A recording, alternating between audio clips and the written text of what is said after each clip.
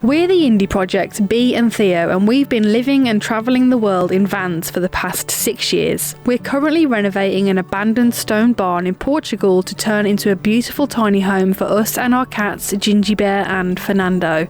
Follow our journey from the very beginning as we document the whole process of creating an off-grid home. Hello everyone and welcome back to another instalment of our Portuguese barn conversion series. I've filmed this take about 20 times because I keep saying it wrong. But it's a really beautiful day today. Perfect weather for us to be doing the work that we're going to be getting done. And actually, talking of work, Theo is currently in the workshop right now looking for a specific tool that we need. It took me half an hour, but I found what I was looking for. And I can see the clever angle that you did, so you didn't actually show the inside of the workshop because it is a state. And don't let this energy fool you. I am so tired.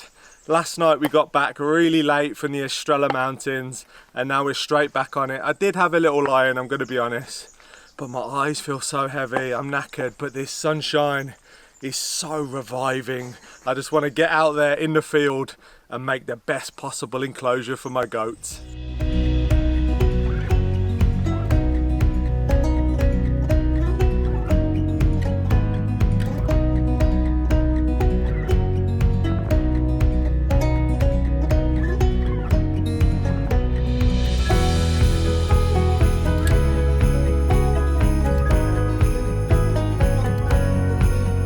So carrying on from the last video, what I'm going to try and do is open these holes up. This bracket needs to fit through that hole to obviously hold the gate in place on the post. A little bit too small, I think this is a 14. Probably need to go up to like 16 maybe, so there's a little bit of give. I've got my bit. This is cast iron. I'm not sure whether it's going to work, but we'll soon find out.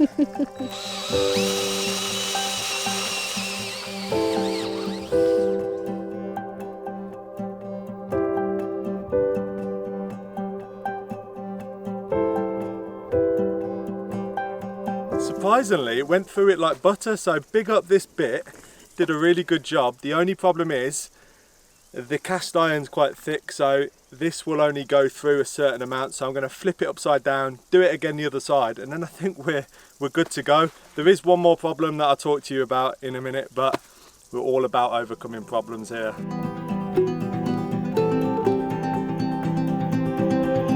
It was all going so smoothly. I managed to do 2 of the holes in the gate with this stepper bit until it decided to snap.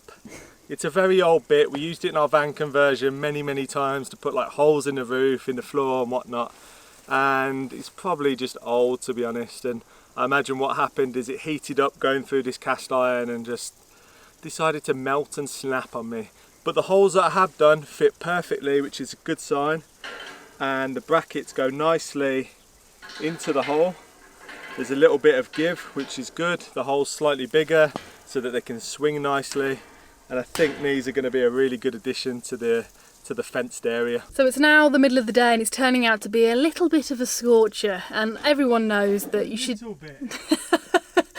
Dripping with sweat. Everyone knows that you shouldn't work in the heat of the day. You're just going to end up getting sunstroke, you're going to shrivel up and die, you're going to turn into a raisin.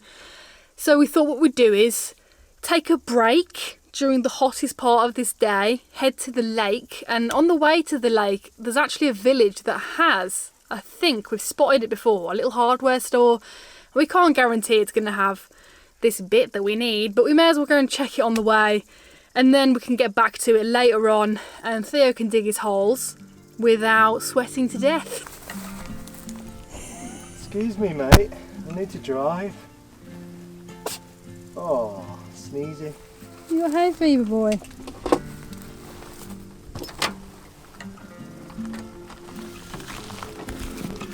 Oh.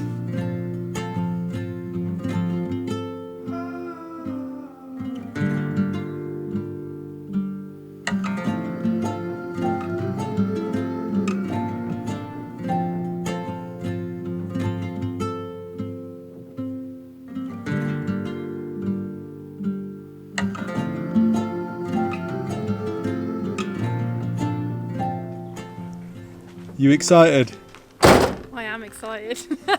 Today feels like the first acceptable day to actually go in the lake, and it's not like a little bit cold and a little bit crazy. It feels like summer, so that water, oh, it looks beautiful. I know it's going to be cold, but I can't wait. It's glistening. It is. The tiny little hardware store in the village had what I was after. How cool is that? So when we get back from the lake, I can finish working on the gate, which is nice, but this is just amazing to come down here on our lunch break and just have a swim and just feel revived and refreshed. It's one of the most amazing things because we're really trying to enjoy the project. There's no point just hammering ourselves into the ground like we have the whole time on the project pretty much. Now we're trying to really enjoy it. It's getting warmer. We can take more breaks and really start to just enjoy the process.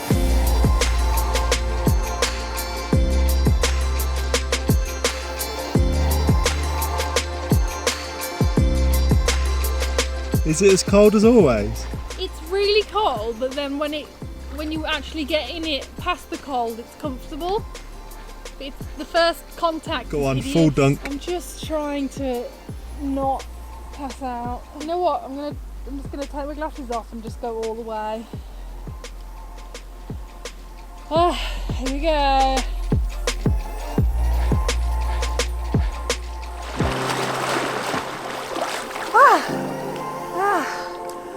Better. Well done. Now it's my time to go in, hang my towel up, and let's see. Oh, this may be as bad as I thought it was going to be. I thought it'd be a lot warmer than this. This is lovely. So as soon as you've been in here for like 20 seconds, you start to acclimatise. 20 seconds? But I'm going to have a full-on wash today. I'm pretty sure half of my tan's already come off. You're so white, it's reflecting. So we've been back on the land now for a couple of hours, and unfortunately we didn't manage to get any other work done today because when we arrived back, Furrnando ran up to the truck and he was all fluffed up and something seemed really out of character. Usually he's dancing around and really happy to see us, and something seemed really odd.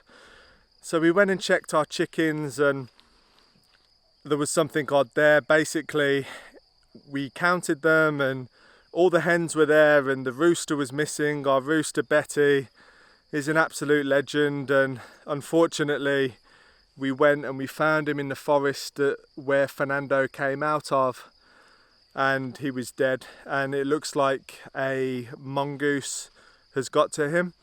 And it's just so sad because, you know, these chickens are part of our family. We know them, they've all got their own little personalities, and Bee's obviously really clearly upset and she won't be on camera tonight. Oh, it's one of them prices we pay, I guess, for living in the countryside and free ranging our chickens. They have the best life. They've got 5 acres to roam around and explore and forage, and they're just so happy doing that. I wouldn't want to keep them locked away 24/7 in a cage. It just doesn't seem fair. So they live a good life, but these things can happen, and obviously there is wildlife here that are predators, and you know, they're basically, the chickens are the bottom of the food chain. They can't really protect themselves very well, and yeah, it's a real shame. It really is. And yeah, I don't really know what to say. I'll show you where we found them. All the chickens are locked away in their enclosure right now, and the sun's going down, so it'll be their bedtime. And Furrnando came running out of the forest here, which was quite odd because he really did look a little bit spooked. And we think this is where it all started because there's quite a few feathers. There's literally a trail of feathers all the way up, and then kind of like midway where we found him, there's loads. You can see there's feathers everywhere. There's quite a few, and I imagine this is where the fight went on. And there's more feathers trails all the way. There's feathers all in these bushes here, and we found him just over here. He was such a legend, and he'd look after his hens so well, and the proof's in the pudding. He literally fought to the death for them.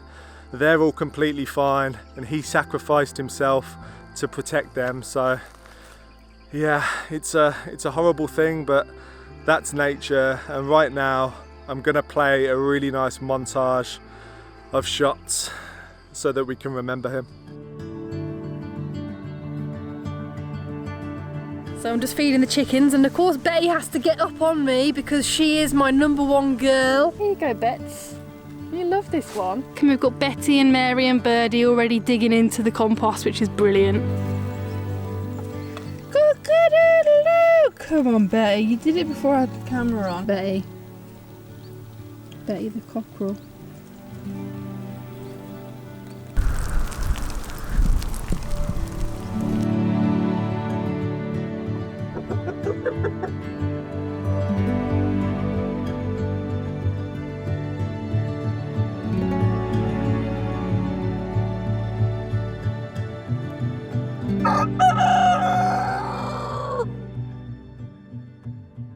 Bee doesn't feel good at all, so she's doing a second coat of oiling to try and take her mind off the situation. And I've got quite a few jobs that I want to achieve today, and I'm going to bring you guys along for that with me. The first one is I'm going to build an enclosure for the chickens, so when we go out we can put them in there and they're completely contained. Nothing can get to them. We know they're safe and we have peace of mind, because obviously before they were free ranging, but they had a rooster with them, and we didn't realize how much work a rooster did until yesterday evening. We had to try and get the hens to bed and they just didn't want to go. Usually they'd be in bed way before the sun sets. They'd be safe and sound in their lovely A-frame cabin, but yeah, the rooster makes a massive difference. Like, does so much work. Even this morning the chickens are all in separate areas one by one and they're not kind of keeping together, so we do need to get another rooster eventually, but that's not something you can just get on a Saturday or a Sunday morning. So anyway, I'm gonna crack on and get this work done.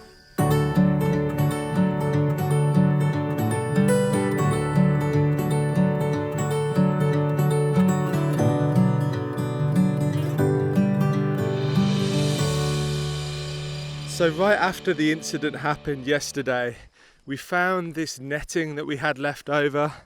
You can see it here, it's quite fine. It's actually bird netting.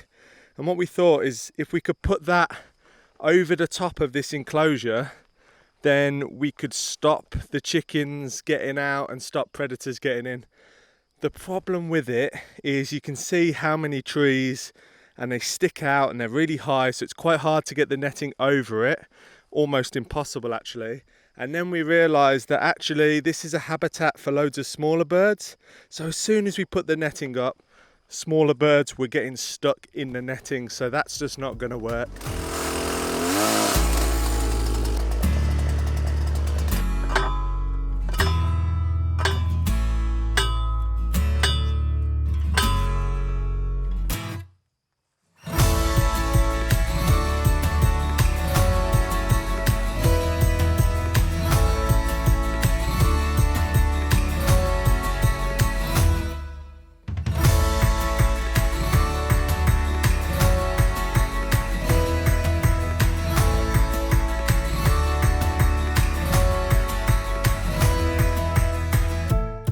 I'm actually blown away by what Theo has done. Whilst I've been oiling the roof, I've managed to get half of the ceiling done in an hour and a half, and during that time Theo has absolutely smashed out this new secure pen for my chickens. So this means that when we go out I can have peace of mind, because at the moment with no cockerel to protect the hens, they're acting even dafter than normal, so there's no way we're going to be leaving them alone out to roam anymore when we're not here.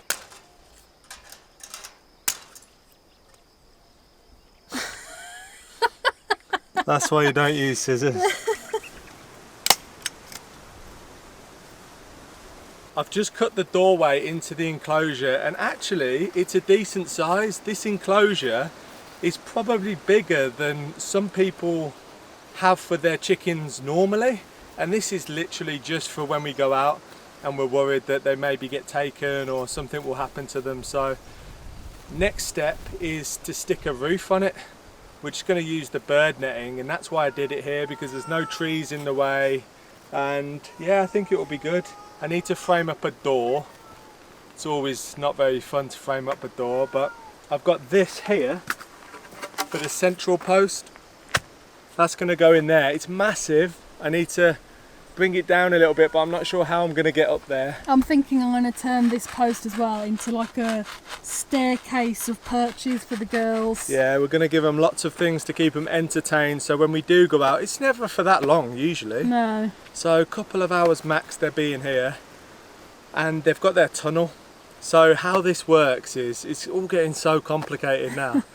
Basically, we herd them into their A-frame cabin, their coop.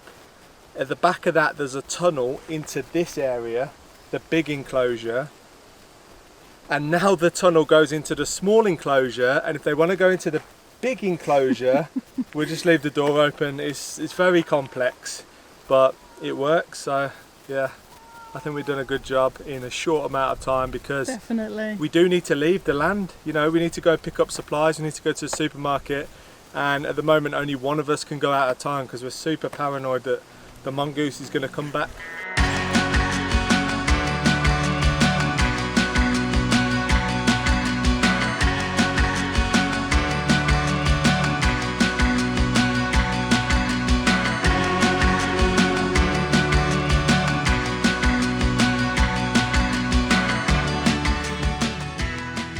I'm super thankful for Theo building this enclosure for my chickens to make sure that they're all safe and sound whilst we're away. But I wanted to take a moment to say a big thank you to today's sponsor, which is Skillshare. Now, if you don't know what Skillshare is, it's a fantastic online learning community that has thousands of classes to suit everybody. You've got illustration, design, writing, business, productivity, even how to look after your plants correctly. I've done a couple of those courses because I'm bad with plants, but recently I've been doing a course all on my iPad, which has been a fantastic distraction for me to keep my mind off of Betty other than oiling the ceiling. And I've been doing a class by Kat Cocolette called Draw Your Dream Home, and that's really fun because I'm literally drawing the barn, and I'm hoping that when I finish this design I'll show you what it looks like.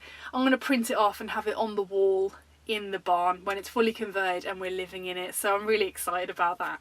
The first 1,000 of our subscribers to click the link in the description will get 30% off an annual premium membership, so you can explore your creativity. Even if you've already taken up a free trial with Skillshare, you can still take up this offer and get a full year to enjoy your creativity on Skillshare. I really do enjoy it. I've done so many classes on there, and I don't think that I'm going to stop anytime soon. I have just finished a new chicken enclosure, which means we are now no longer prisoners to the land. We can go out and we can know that our chickens are going to be safe from predators. There's a few little things that need doing, but they're easily done in the next couple of days when the ground gets a little bit softer, because it's going to rain tomorrow. I've left about a foot of fencing at the bottom so we can dig a skirt, so if anything tries to dig under, they can't. Apart from that, it's pretty much ready to go. So that's the tunnel that leads into their A-frame cabin where they sleep at night. And then for the fencing, we've used just like normal chicken wire fencing. On top, we have netting to stop anything jumping on the top. And I managed to reclaim this old window and turn it into a door. And I think it works really well. I've reinforced it with this wire mesh as well, so it's really strong.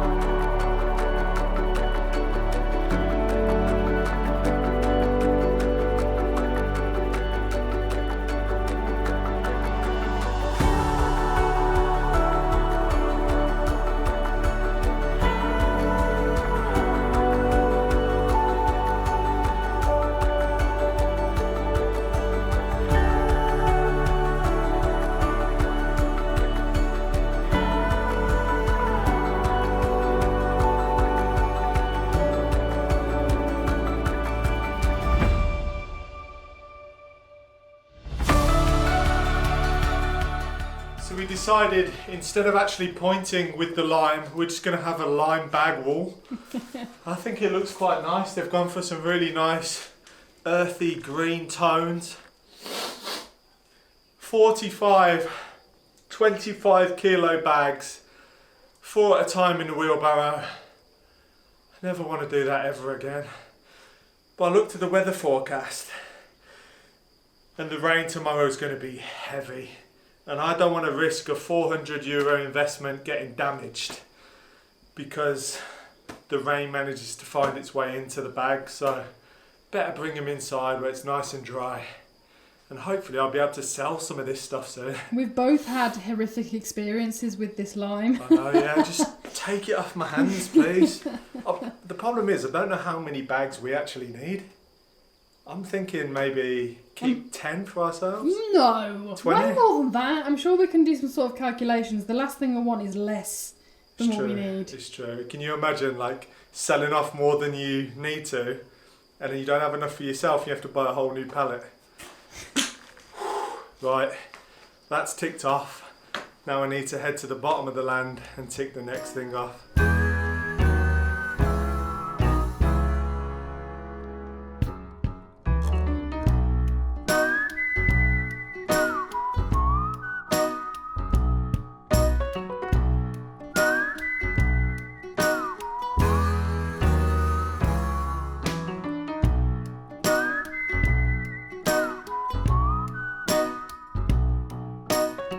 I'm absolutely shattered, 100% finished for the day.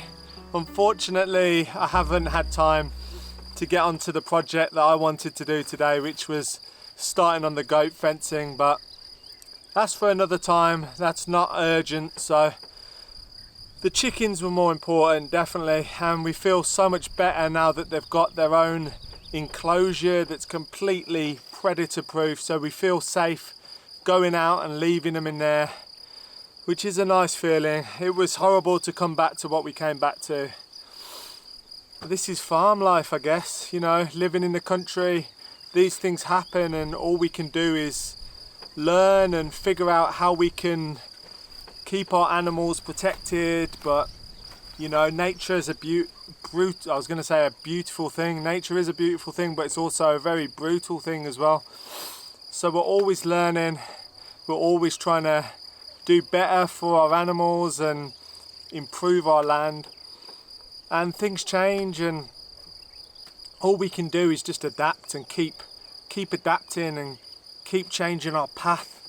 Whatever's thrown at us, we'll get through it. So thanks for watching. I hope you've enjoyed it and catch us on the next one.